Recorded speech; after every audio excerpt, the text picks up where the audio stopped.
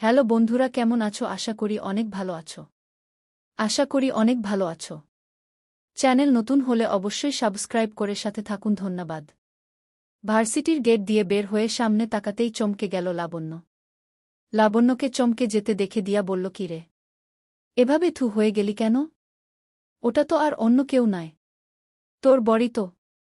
তা তো দেখতেই পাচ্ছি, কিন্তু উনি আজ এখানে কেন? তানহা বলল, কেন বুকে দেখতে আসতে পারে না বুঝি? ধুর, তুই একটু বেশিই বুঝিস। আমাদের লাবণ্য দেখি লজ্জা পাচ্ছে। হয়েছে, যা, তোর বর এসেছে, বরের কাছে যা। আমরা আসছি, কাল দেখা হবে। বান্ধবীদের বিদায় দিয়ে হিজানের সামনে গিয়ে দাঁড়াল লাবণ্য। বলল, আপনি আজ এই সময় এখানে কেন? আমার কি এখানে আসা নিষেধ নাকি? আপনার মুখে কি কোনো সময় ভালো কথা আসে না? সবসময় তেডা তেডা কথা বলেন কেন? তো আপনি ওরকম প্রশ্ন করেন কেন? কি রকম প্রশ্ন করেছি? পরীক্ষা কেমন হয়েছে সেটা বলুন। ভালো হয়েছে। আপনি কিন্তু আমার প্রশ্নের উত্তর দিলেন না। কথা না বাড়িয়ে চুপচাপ বাইকে উঠে বসুন।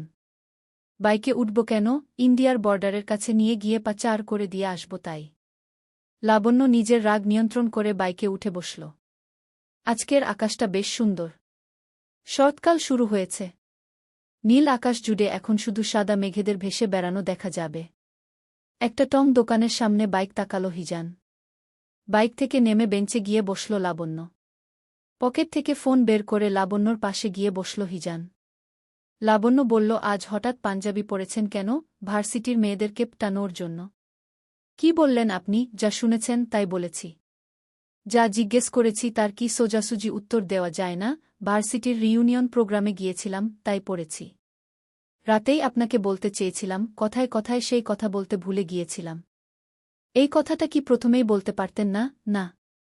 হিয়ানের এমন সহজ সরল ভঙ্গিতে না বলাটা পছন্দ হল না লাবণ্যর। হিয়ানের দিকে চেয়ে রইল সে। হিয়ান বলল, চা ঠান্ডা হয়ে যাবে, খেয়ে নিন। নিজের রাগটা নিয়ন্ত্রণ করল লাবণ্য। চা খেতে খেতে হাত ঘড়িতে সময় দেখল সে। বেলা 12:58। এই সময়ে তারা চা খাচ্ছে। লাবণ্য ব্যস্ত কণ্ঠে বলল, জলদি বাসায় যেতে হবে। আপনি কি আজ বাসায় যাবেন? এত তাড়াহুড়োর কিছু নেই। আস্তে ধীরে চাটা শেষ করুন। তাড়াহুড়োর কিছু নেই মানে? বাসায় না গেলে আম্মু চিন্তা করবে। আপনি আজ আমার সাথে আপনার শ্বশুর বাড়ি যাবেন। আপনার শাশুড়ি তার একমাত্র পুত্রবধূকে দেখতে চেয়েছেন। রাতে ফোনে তো এই কথা বললেন না, এখন তো বলেছি। আম্মুকে তো বলে যেতে হবে, আমি আম্মুকে বলেছি। লাবণ্য হিজানের দিকে কিছুক্ষণ চেয়ে রইল।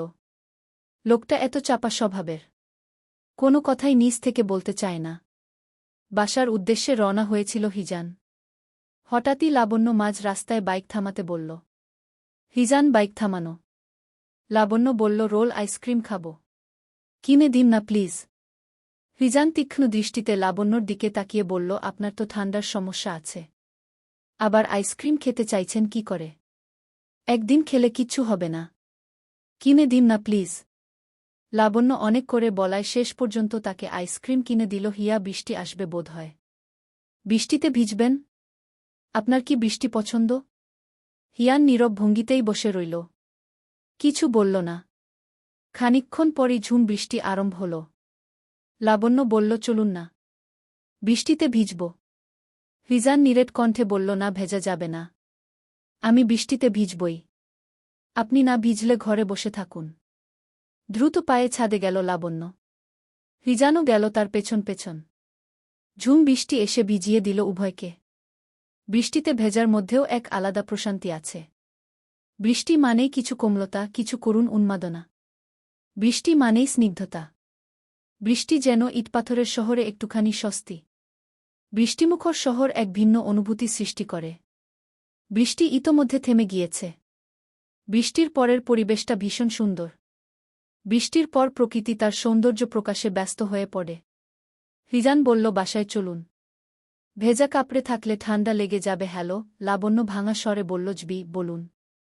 সন্ধ্যা থেকে কতবার ফোন করেছি দেখুন তো। ফোন রিসিভ করছিলেন না কেন আপনি? পড়তে পড়তে ঘুমিয়ে গিয়েছিলাম, তাই রিসিভ করতে পারিনি। কথাটা শেষ করতেই দুবার হাঁচি দিল লাবণ্য। হিজান ভ্রু কুঁচকাল। নিরেট কণ্ঠে বলল, ঠান্ডা তো ভালোই লাগিয়েছেন দেখছি। একদিন আইসক্রিম খেলে কিছুই হবে না, তাই না? ঠান্ডা লাগবে কেন? এমনিতেই হাঁচি এসেছিল। আমাকে একদম ওসব বলতে আসবেন না। ফোন রাখুন। রেগে নিজেই ফোন কাটল হিজান। ফোনের অপর পাশের মানুষটা ফোন হাতেই বসে রইল খানিকক্ষণ। হঠাৎ ফোন কাটল কেন লোকটা? সে আসলে হিজানকে মিথ্যে কথা বলেছে। পড়তে পড়তে মোটেও ঘুমোয়নি সে। ঠান্ডা লাগায় প্রচণ্ড মাথা ব্যথা করছিল তার। তাই ঘুমোনোর ব্যর্থ চেষ্টা চালিয়েছে সে এতক্ষণ যাবৎ। মাথা ব্যথা করায় দুহাতে মাথা চেপে ধরে বসেছিল লাবণ্য। কিছু সময় পরই কলিং বেল বেজে উঠল। কোনো রকমে চেয়ার ছেড়ে উঠে দাঁড়িয়ে ধীর পায়ে হেঁটে দরজার কাছে গিয়ে দাঁড়াল লাবণ্য। শরীর যেন চলছে না তার। দরজা খুলে সামনে থাকা মানুষটিকে দেখে চমকে গেল সে। হতভম্ব হয়ে চেয়ে রইল তার দিকে। দরজা ভিজিয়ে ভেতরে প্রবেশ করল মানুষটি। পুরুষালী কণ্ঠে বলল, শরীরের কি অবস্থা আপনার? শরীর তো ভালোই আছে, কিছু হয়নি তো? মুখে এই কথা বলে মনে মনে আওড়াল, এখন যদি মাথা ব্যথার কথা বলি তাহলে আমাকে আর আস্ত রাখবে না উনি। হাত থেকে হেলমেটটা রেখে লাবণ্যর ললাটে হাত স্পর্শ করল হিজান। জ্বরে গা পুড়ে যাচ্ছে। হাত নামিয়ে অগ্নি দৃষ্টিতে লাবণ্যর দিকে চাইল সে। মুখশ্রী জুড়ে ভীতির ছাপ স্পষ্ট। আব্বু আম্মু কোথায়? কি একটা কাজে বড় মামার কাছে গিয়েছে আম্মু বলল। ফিরতে একটু রাত হবে বলে গিয়েছে। কাল কি পরীক্ষা? Political science. আমার কোনো কথাই তো কখনো শোনেন না আপনি। বারণ করেছিলাম কিনা আইসক্রিম খেতে? তবুও খেলেন। বারণ করেছিলাম কিনা বৃষ্টিতে ভিজতে? তবুও ভিজেছেন।